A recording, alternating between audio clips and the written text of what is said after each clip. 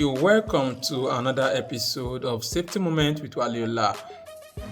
Going viral is the story of a boat that got capsized while transporting a total of 17 passengers via the waterways. 2 females died and 15 people were rescued during this unforeseen incident. After the incident, concerned Nigerians took to the social media handles to express their dissatisfaction. Some were also highlighting the various experiences that they've had relating to accident or near misses on the waterways, and they are all calling on the Lagos State government to put proper safety measures in place. Scrolling down through different comments, you will see that this is not just a new thing that is just happening, but it's something that has been happening for a long time, and it keeps reoccurring because there are no strict rules and regulations and new implementations concerning the safe delivery or the safe transportation of individuals from one terminal to the other. Later, we'll still discuss about the poor first aid practice that was seen in the viral video of when they want to rescue one of the victims that later died as a result of the accident. Very poor. I don't know where they learned that from, but we'll still talk about that on another episode of Safety Moment with Waliola. Honestly, while we commend the Lagos State government for expanding the routes of transportation, not limiting it to road transportation, traveling from Ikorodu to Ajah and the likes, for example, can take up to 3 to 4 hours. But providing boats and expanding the use of the waterways, more ferries, to reduce the transportation hours to as less as 30 minutes to 1 hour at maximum for a journey that could have spent up to 4 hours, 3 hours, thereby reducing the stress of citizens. It's really commendable that the government could take this extra step to ensure the easy movement, easy mobilization, easy transportation of its citizens. However, the safety of those who choose to use this means of transportation is of more importance. It is not only to give yourself a tag that you are LASWA, Lagos State Waterways Authority. It's not only a tag, but to ensure that everything that has to do with the transportation of individuals from one terminal to another should be of utmost concern. The death of these 2 people would have been avoided if proper safety procedures have been put in place.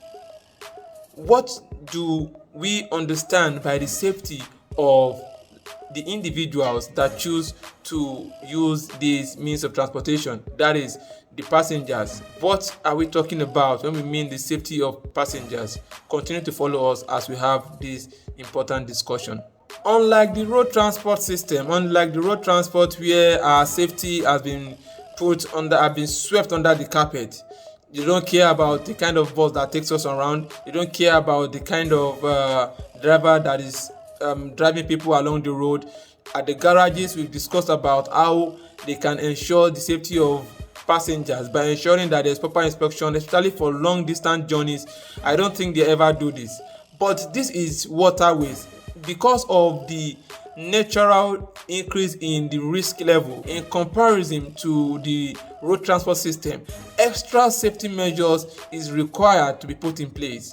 We need to consider the importance of the people that are around these waterways. What do we mean? The first kind of people we are talking about are the passengers, the safety of the passenger. What are those things that could lead to accident? It's not only about providing PPE. PPE is part of it, and even from the story we heard that one of the passengers or one of those who died was not on PPE. It's not only about providing PPE, but the general safety of the people who are going to board these boats. It should be of utmost concern to the people, to the management of LASWA, not just to claim that you are LASWA without. This is an accident that has been happening. People in their masses came to the social media to tell us 1 or 2 experiences they've had concerning this same accident. It is not just about having your tag as a LASWA, is about doing what is right and ensuring and improving on the safety system that you've already have. That is if you have one already. Still talking about the people, is still talking about the pilot, or can I say the captain, the one driving the boat from one position to another, from one terminal to another? Is the person competent to drive? Is the person competent to drive? Today I read the news of a court that sentenced one of the drivers. I think the accident happened in 2020. They said the driver was not licensed and was incompetent, inexperienced to have driven the boat. Now, the first question is, who allowed that to happen? Who is the authority in charge that have allowed someone who is incompetent to drive that boat that happened so many years ago, like 2 years ago? Who is that person that might have allowed it to happen? Another question is that we learned that the point where the accident happened, that is the recent accident happened, was like 200 meters away from the shoreline, meaning that it was still very close. It means that what could have led to this is not even far, maybe at the middle of nowhere. It's still very close. Definitely something obvious could have led to this. What is happening? Still talking about people, he's talking about the driver, he's talking about the authority in charge. Are they even competent to know what to look out for when it comes to the safety of the drivers, when it comes to the safety of the passengers? Then the passengers themselves is still talking about the people. They're still talking about the P. It's still talking about the environment, the place, the tides. Even the driver or those in charge, do they know when and when not to move? Is the driver competent enough to move when there's heavy tide, when there's high tide? The weather condition also need to be of utmost concern.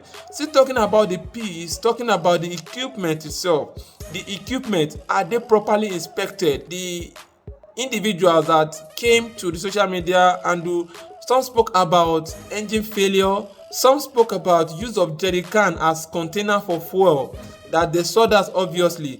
Some spoke about a 2-engine boat was using a single engine, something relating to that. And different people came talking about what they've experienced about the failure of boats that has led to accidents and that they have experienced.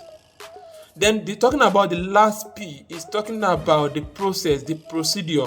What procedures are you put in place? One, to engage competent people to discuss about authorization.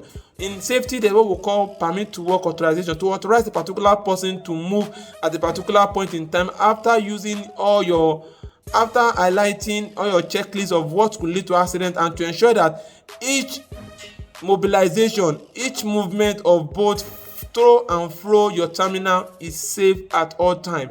It is not just about bragging, let me use the word bragging, that you are an authority without considering the safety of people that are being mobilized, that are being transported via your waterways. To finalize it, a lot of things can lead to accidents on waterways.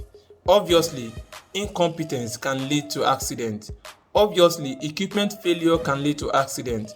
Obviously, alcohol consumption can lead to accidents. The weather condition, overloading, overspeeding, these are part of reasons why we have accidents. When you highlight these reasons, how do you put preventive measures in place? Engage safety professionals.